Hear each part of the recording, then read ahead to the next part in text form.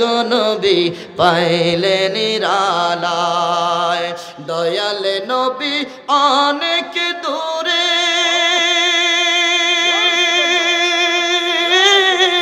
লোহিত সাগরের তীরে, ওরে সবুজ গম্বুজের নিচে, সবুজ গম্বুজের নিচে আছেন নবী সর্বদায়।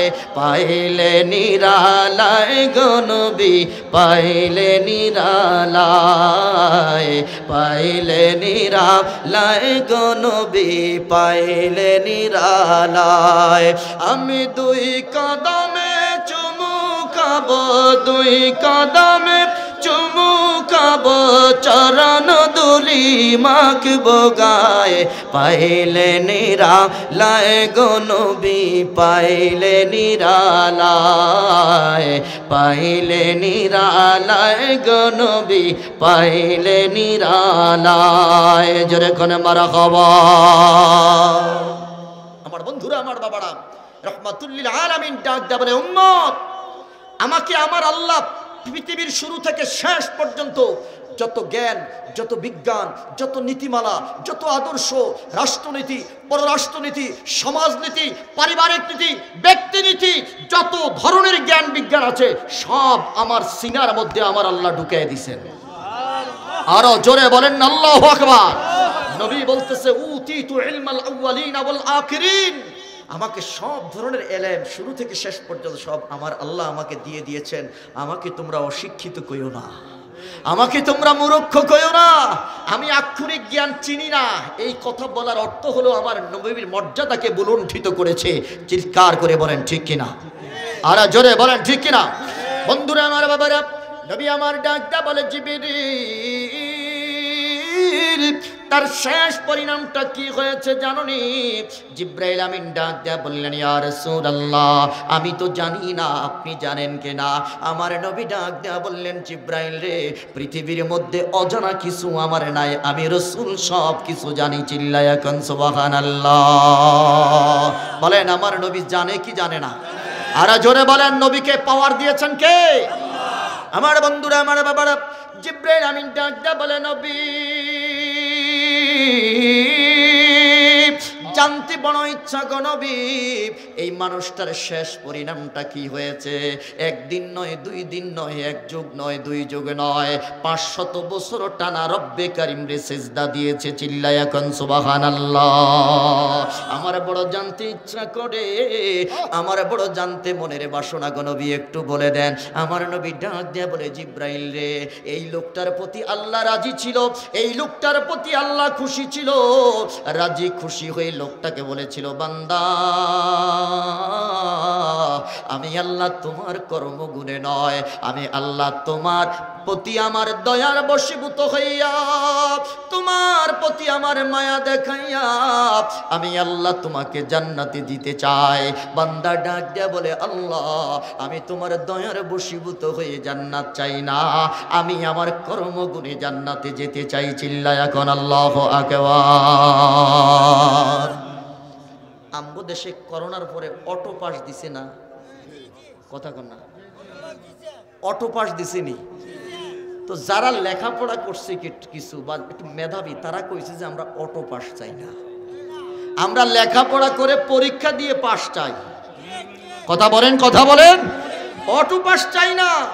কারণ আমি তো লেখাপড়া করেছি, আর যে লেখাপড়া করে নাই আর আমি করছি, দুইজন তো অটো পাসের কারণে সমান হয়ে গেলাম। কথা কন না। আল্লাহর নবী ডাক দেয়া বলে, জিবরিল আল্লাহর সামনে দাঁড়িয়ে বলেছে, আল্লাহ আমি তোমার দয়ার বশীভূত হয়ে জান্নাতে যেতে চাই না, আমি আমার কর্মগুণে আমল দিয়ে জান্নাতে যেতে চাই। আমার আল্লাহ ডাক দেয়া বলে, বান্দা তাই নাকি? বলে যে হ্যাঁ, একদিন নয়, দুই দিন নয়, টানা 500 বছর আল্লাহরে সেজদা করেছে। চিল্লায়া কোন সুবহানাল্লাহ। বান্দা তোর প্রতি আমি খুশি হইয়া যে জাহান্নাম থেকে তোরে মুক্তি দিলাম, যেই জাহান্নাম থেকে মুক্তি দিয়া তোরে জান্নাতে ঢুকাইতে চাইলাম, একটা নজর ওই জাহান্নামটা তুমি দেখা সরে বান্দা। ফেরেশতা ডাক দেয়া বলে আল্লাহ তাকে জাহান্নামের দিকে নিয়ে যাব। বলে যে হ্যাঁ, আমার বান্দারে একটু জাহান্নামটা দেখাই আসো। এবারে বান্দা যখন জাহান্নামের আগুনের দিকে যখন নজরটা পড়ে গেল, জাহান্নামের আগুন থেকে বাঁচার জন্য পিছনে একটা দৌড় মারছে। আল্লাহু আকবার কোন, আরো জোরে বলেন আল্লাহু আকবার। শুধু এই পাগলাই দৌড় মারে নাই, এ জনতা মুসলমান, এই দৌড়টা হাসরের ময়দানে আমরাও দিব। আল্লাহু আকবার বলেন। 50,000 বছর পর্যন্ত হাসরের ময়দানে দাঁড়াইয়া থাকবো। দাঁড়িয়ে থাকার পরে মানুষগুলো অস্থির হয়ে যাবে।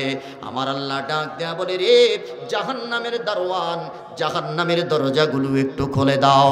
7টা দরজা যখন খুলে দিবে, হাসরবাসীদেরকে ডাক দেয়া বলবে জাহান্নামের দিকে একটু তাকাও। কোন কোন বর্ণনা এসেছে জাহান্নাম যখন গর্জন তর্জন দিয়ে উঠবে, তখন হাসরের সব মানুষগুলো জাহান্নামের দিকে নজর পড়ে যাবে।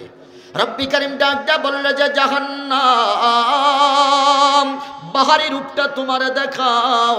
জাহান্নামের আগুন ফুঁসে উঠবে, হাসরের ময়দানের মানুষের দিকে তেড়ে আসবে। তখন হাসরের ময়দানের মানুষগুলো পিছনের দিকে একটা দৌড় মারবে। চিৎকার করে বলেন আল্লাহু আকবার।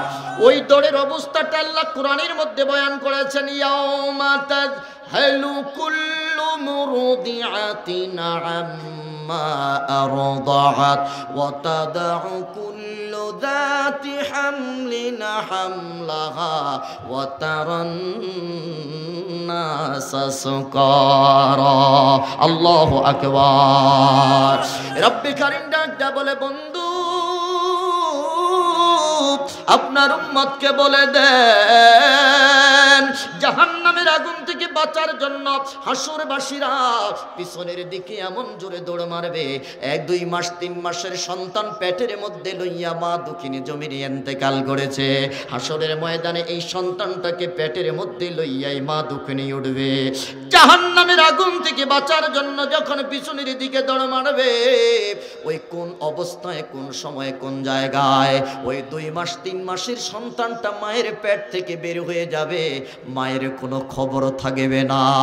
আওয়াজ করে বলেন আল্লাহু আকবার। বলেন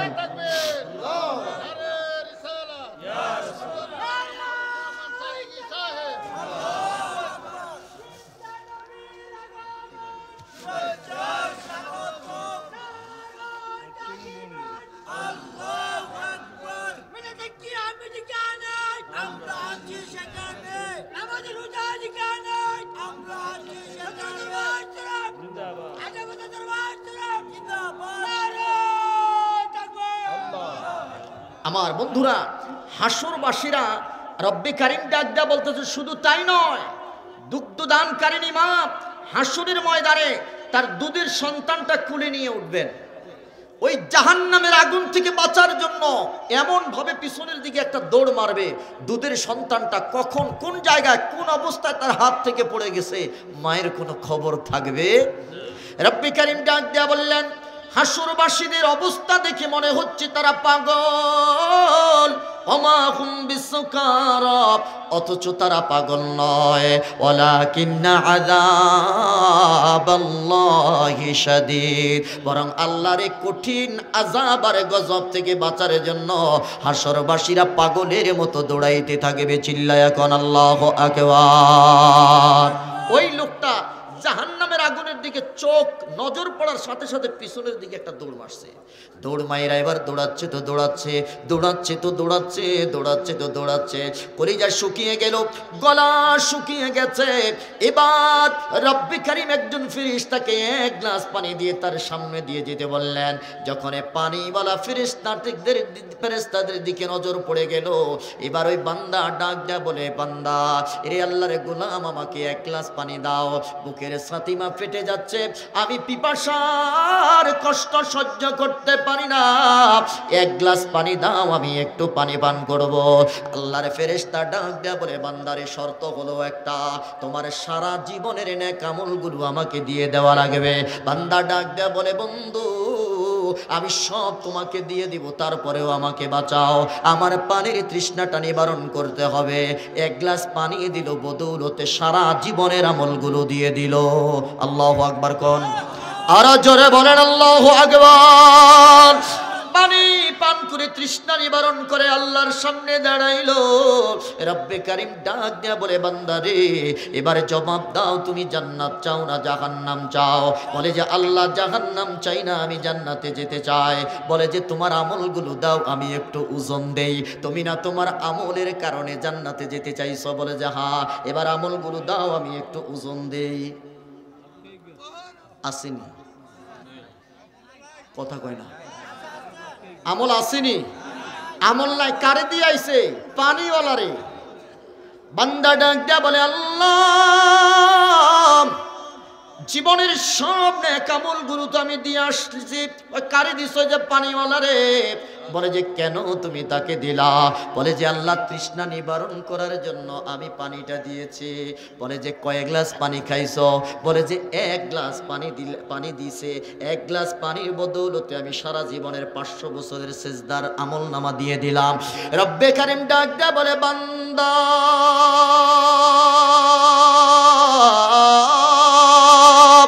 এক গ্লাস পানির বদৌলতে তুমি সারা জীবনের আমল নামা দিয়ে দিলা।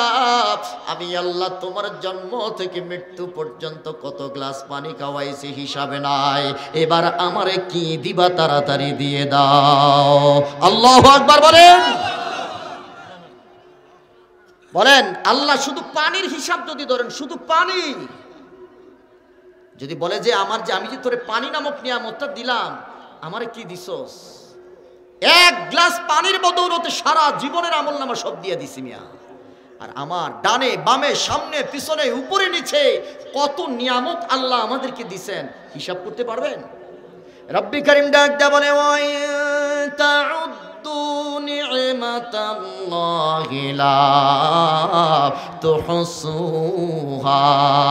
আমি আল্লাহ যে তোরে কত নিয়ামত দিলাম, তুই গনে গনে কোনো দিন শেষ করতে পারবি না। চিল্লায়া কোন সুবহানাল্লাহ। এবারে যারা যারা মনে মনে ভাবছেন এত নেক আমল দিয়ে কি করব, দেখছেন এক গ্লাস পানির বদৌলতে 500 বছরের সেজদা। সুবহানাল্লাহ কোন, একটু ধরে সই পান সাল্লাল্লাহু আলা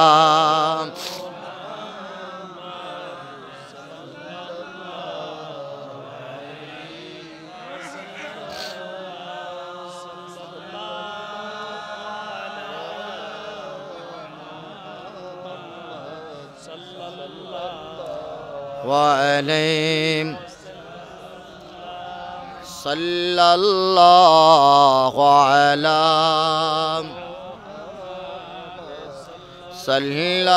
সাল্লাল্লাহু আলাইহি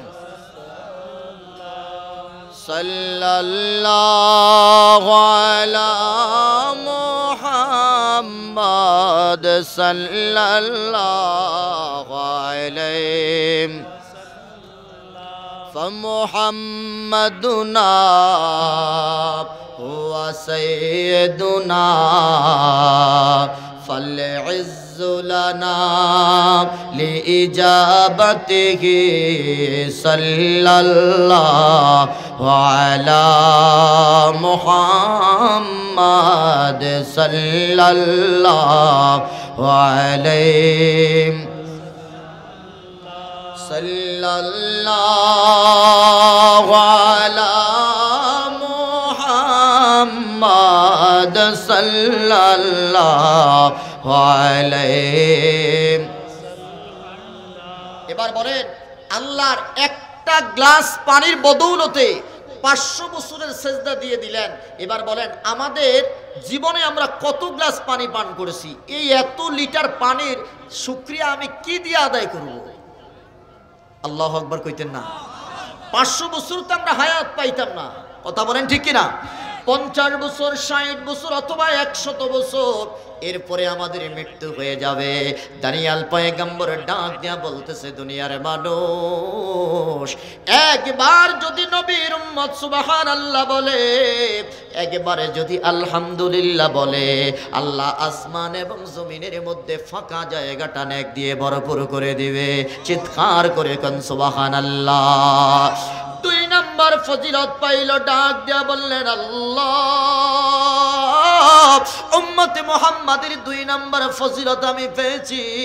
2 নাম্বার ফজিলতটা হলো ওই নবীর উম্মত যদি জীবনে একবার যদি একটা রাত্রিতে ইবাদত করে, এক রাত্রিতে ইবাদত করলে পড়ে তুমি আল্লাহ 1000 মাস ইবাদত করার চাইতে বেশি সওয়াব তুমি দান করবা।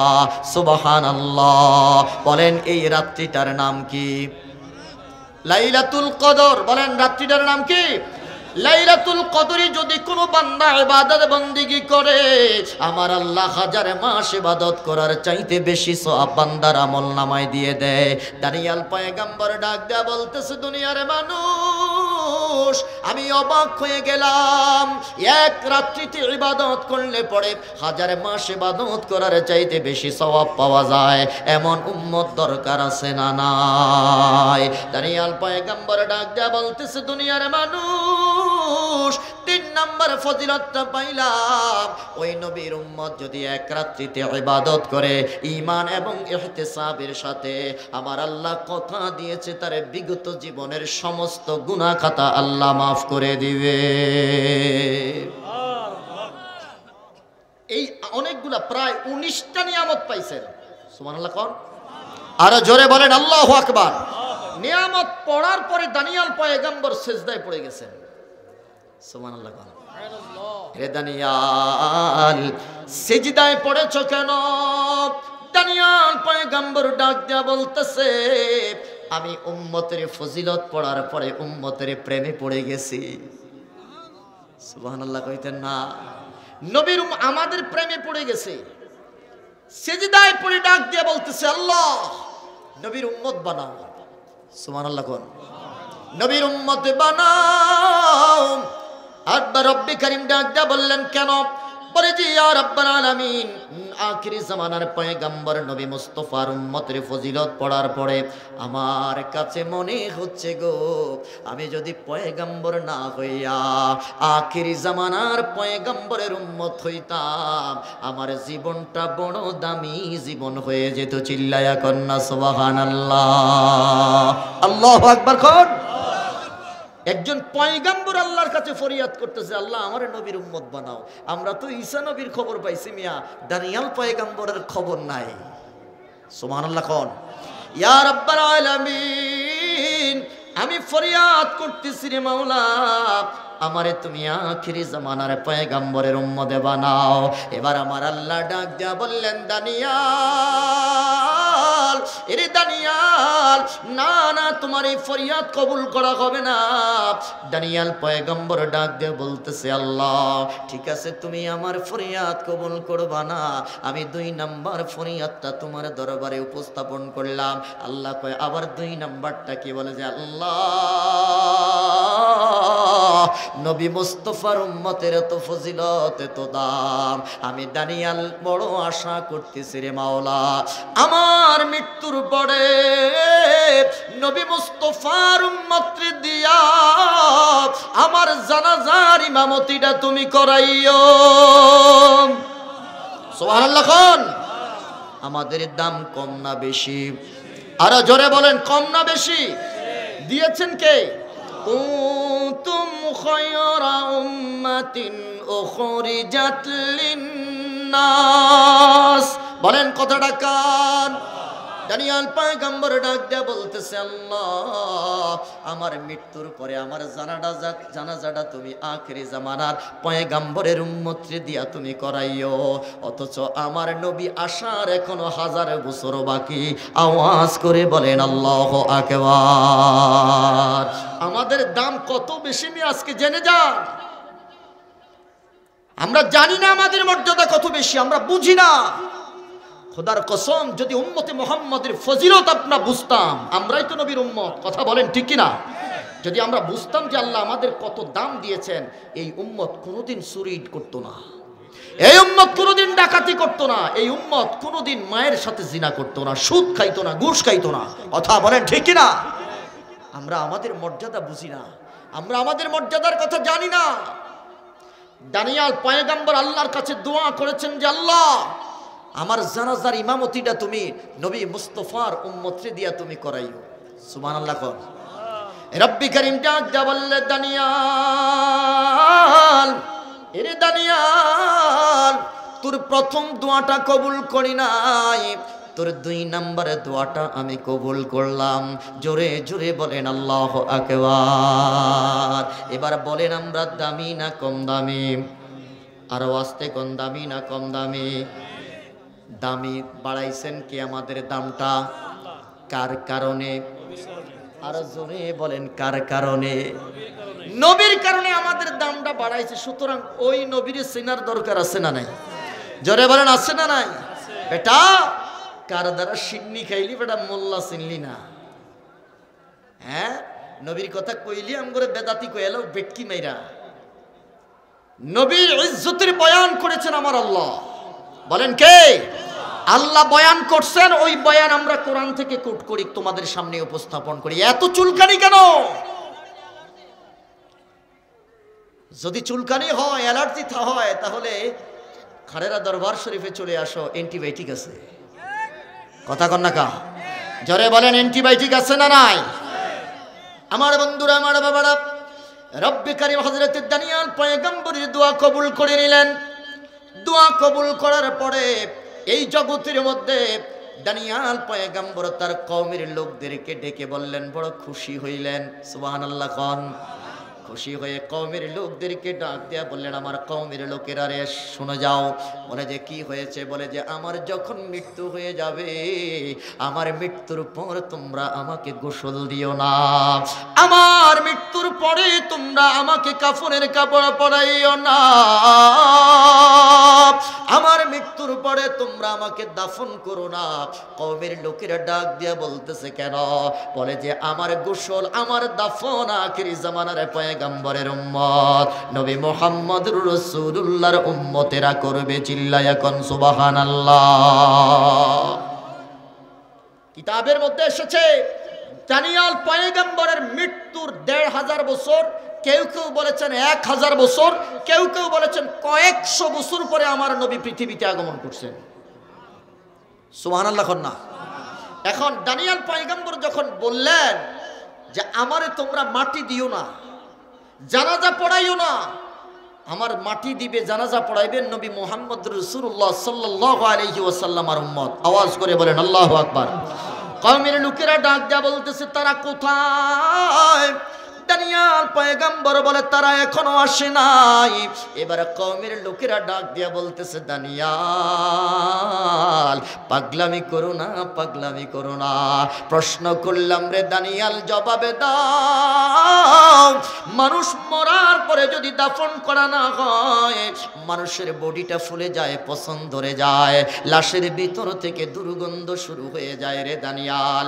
যদি তোমার এমন হয় আমরা কি করব? সলিউশনটা দিয়ে যাও। দানিয়াল পয়গম্বর আজ থেকে প্রায় ২৫০০ বছর পূর্বে পৃথিবীর মানুষদেরকে আকীদা দিয়ে গেছেন, শোনো, পয়গম্বরদের লাশ কোনোদিন পছন্দ ধরে না।